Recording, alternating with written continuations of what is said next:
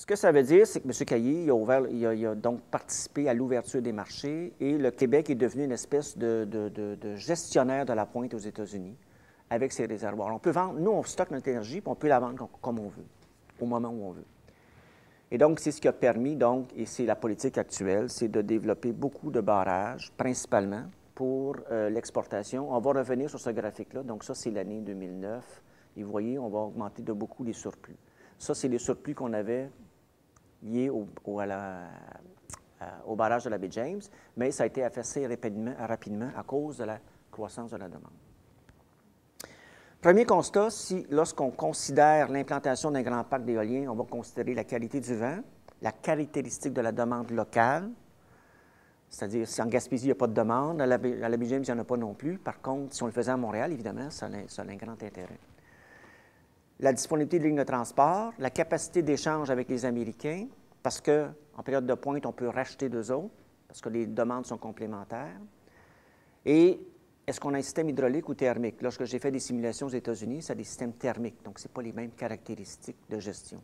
Donc, nous, on a un système hydraulique, grand avantage. Autre facteur qu'il faut considérer, c'est que c'est système spécifique. Ça veut dire que même si on a un réseau hydraulique, ça se peut qu'il ne soit pas bon, notre réseau hydraulique, qu'il ne soit pas adapté. Celui du Québec, il est particulièrement adapté parce que flexible, dans le sens qu'on a beaucoup de lignes d'échange avec les Américains et on a plusieurs grandes lignes de transport qui viennent de la baie James. Et bon. Et d'autre part, ce qu'il faut considérer dans les simulations que j'ai faites, c'est qu'on a intérêt à disperser les éoliennes sur le territoire. Si on les met toutes en Gaspésie, ça ne marche pas parce que vous comprendrez que quand ils vendent à Montréal, c'est le lendemain qu'ils vendent en Gaspésie. Donc, vous voyez, si on distribue nos éoliennes de façon statistique, ça va nous aider à mieux gérer les choses et à avoir une meilleure distribution des vents. Donc, voilà un petit peu je dirais, les critères qui sont à considérer lorsqu'on implante les éoliennes. Donc, tout ça étant dit, on a intérêt donc à les mettre. Quand j'ai fait des simulations, j'en mettais en Gaspésie, j'en mettais à la baie James, j'en mettais un peu partout. Donc, point de vue technique, donc, on a intérêt à en mettre un peu partout. Le cas des îles de la Madeleine, maintenant, parce que je suis aussi sur un comité où on examine l'implantation d'éoliennes là-bas. Autre question qui se pose, c'est une zone touristique très importante où il y a beaucoup où on voit partout. Hein? Donc, ce n'est pas tout de dire on va implanter des éoliennes. Donc, actuellement, ce qui est prévu, c'est de mettre six grandes éoliennes près de l'aéroport. Je ne sais pas si vous voyez un petit peu l'idée. Alors que les centrales thermiques, ils sont sur l'île principale. Donc, la question qu'il y a, c'est pas tellement de mettre des éoliennes près de l'aéroport, ça ne paraîtra pas beaucoup. Le problème, c'est de construire une ligne de transport vers la centrale thermique. Et là, ce qu'on négocie avec Hydro-Québec, c'est d'avoir une ligne enfouie. Ça va coûter plus cher, mais bon. Vous voyez, donc, la communauté est prête à participer à ça. La communauté a fait plusieurs sondages. Ils veulent être partie prenante, mais ils veulent aussi négocier des choses comme les lignes de transport. Donc, éolien, encore une fois, ça demande beaucoup de participation locale et d'acceptabilité sociale localement. Suite des choses après 2015, donc, selon la stratégie énergétique du Québec, qui a été publiée en 2006, donc, il y a actuellement, ce qui est prévu, c'est 10 de la capacité du réseau va être en éolien. C'est 4 000 MW. Donc, ça, c'est moi qui ai fait la recommandation comme expert lorsqu'on m'a invité, et ça a été adopté. Mais il n'y a pas d'autre chose de prévu dans le plan stratégique. C'est 4 000 MW d'ici 2015, quelques pinottes ensuite, mais très peu. Ce qu'il y a de prévu dans le plan stratégique de 2006, par contre, c'est qu'il y a 4 500 MW qui vont être construits entre 2015 et 2025 d'hydraulique. Donc, il y a déjà la Romaine qui a été acceptée, c'est 1 500 MW. Après ça, ce sera Petit Macatina. Et il y a un autre projet du genre qui est aussi prévu par la suite. Et dans le plan Nord, on prévoit aussi 3 000 MW d'hydraulique. Mais il n'y a rien de prévu pour l'éolien. Donc, c'est vraiment une politique axée sur l'hydraulique pour la suite des choses. Et il y a actuellement une équipe spéciale supportée par Nathalie Normando pour étudier les petites renouvelables au niveau du consommateur. Mais ça, évidemment, ça n'a pas autant d'impact, loin d'avoir l'impact de ce genre de choses-là. Autre chose à considérer, c'est lorsqu'on examine donc l'évolution de l'offre, c'est l'évolution de la demande d'électricité. Donc, vous voyez que, ça c'est 1960 à 2010-2009 et la projection de la demande jusqu'en 2025, on voit qu'il y a une saturation de la demande électrique au Québec pour la raison très simple que c'est lié au contexte démographique essentiellement. Et donc, on ne peut plus penser comme avant, c'est-à-dire qu'on ne peut plus construire un barrage comme la baie James et dire que ça va être absorbé par la suite. Lorsqu'on fait des constructions d'équipements, il faut voir que ça sera très peu absorbé si on ne développe pas de nouveaux marchés internes. Et donc, ce que ça veut dire essentiellement, c'est que ce qu'on construit pour après 2015, c'est beaucoup pour l'exportation. Et la preuve est là.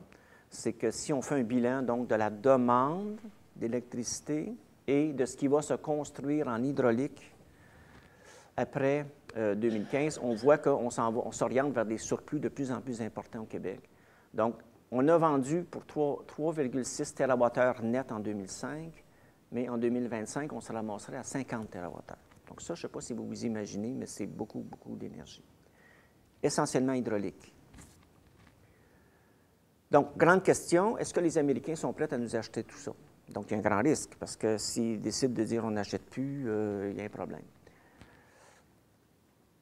Et donc, ça, c'est, vu autrement, c'est tout simplement les surplus mis dans un graphique qu'on avait vu dans la première acétate, dans une des premières acétates.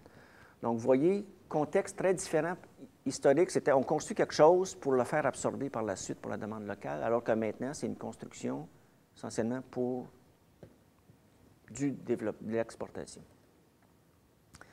L'éolien ne représentera jamais plus que 4,5 % de l'énergie produite au Québec, alors qu'ailleurs, on veut du 20 % d'ici 20 ans. Grande question, pourquoi on a mis des quotas sur l'hydraulique? J'ai toujours défendu l'hydraulique, mais la question, c'est est-ce qu'on compare de façon équitable les filières? Parce que, moi, je dirais que pour la romaine, le coût du kilowattheure était semblable à l'éolien. Maintenant, il y a une question de dire acceptabilité sociale. Est-ce que les gens voulaient de l'éolien ou de l'hydraulique? Bon, il y avait beaucoup de contestations pour la romaine. Maintenant, pour les nouveaux barrages, moi, je pense que l'éolien va être moins cher que l'hydraulique. Mais il y a une politique fixe, c'est de dire on construit absolument de l'hydraulique par la suite. Et ce que ça veut dire, compte tenu de la demande électrique du Québec, ça veut dire que d'ici 2035, on n'a plus besoin d'éolien. On n'a plus besoin d'en construire une seule.